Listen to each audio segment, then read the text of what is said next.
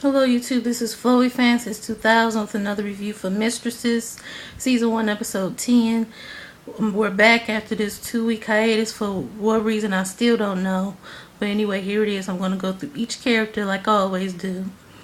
Starting with Karen, the psychiatrist. She's getting on Savannah for not returning her phone calls. She gets this new attorney who walks into her office.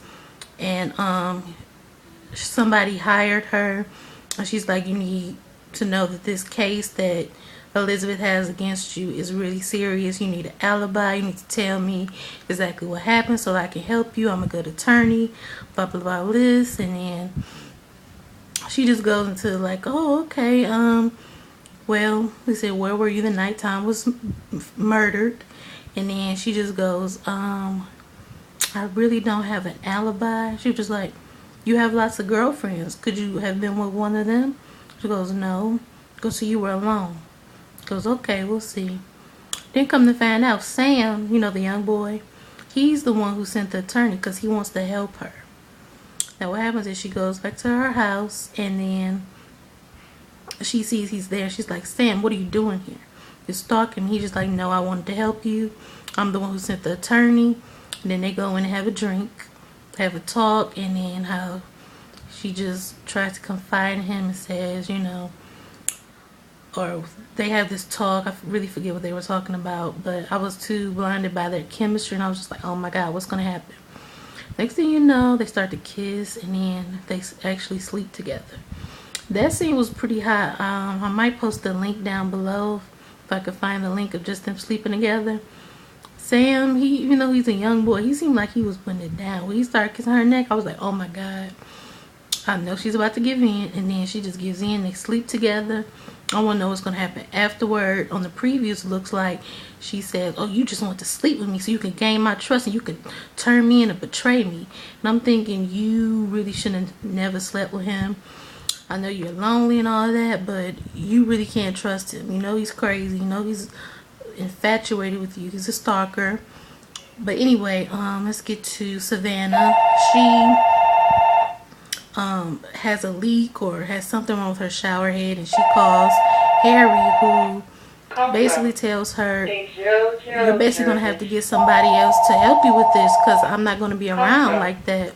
And she asks him for help. He's like, I can't really help you. And then next thing you know, her and Dominic have this conversation, and then she's at home one day, you know, alone, and knock knock, it's Dom at the door.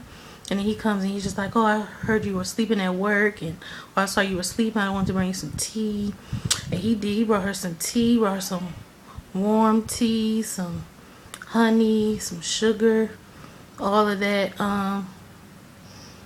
Next thing you know, they have this conversation, and he goes to the refrigerator, and he, you know, was getting something out of the refrigerator, and Jess, or what's her name, Jocelyn, walks in, and she's like, what are you doing here? Who are you doing, my sister? He goes, I'm a great attorney. I'm here to, you know, take care of your sister. Want to bring her something to eat. And then she goes, I would never wear a Dominic t-shirt. I'm Team Harry. He goes, I know that, but I'm a great attorney. Then he just walks off, and then they end up going to go get something to eat. Then they end up, you know, walking and talking, and she's basically telling him how she really hasn't gotten anything for the baby. They go baby shopping, and then they come home, and then what do you know, Harry walking down the stairs, he fixed the leak in the shower. And then she's basically like, oh my God. And he goes, yeah, he goes, I came by to fix the leak. You said you needed me. He looks at Dom and goes, looks like you really didn't need me. And then, you know, he just kind of walks up. She's just standing there looking dumb. I'm thinking, Savannah, you don't really want your husband back.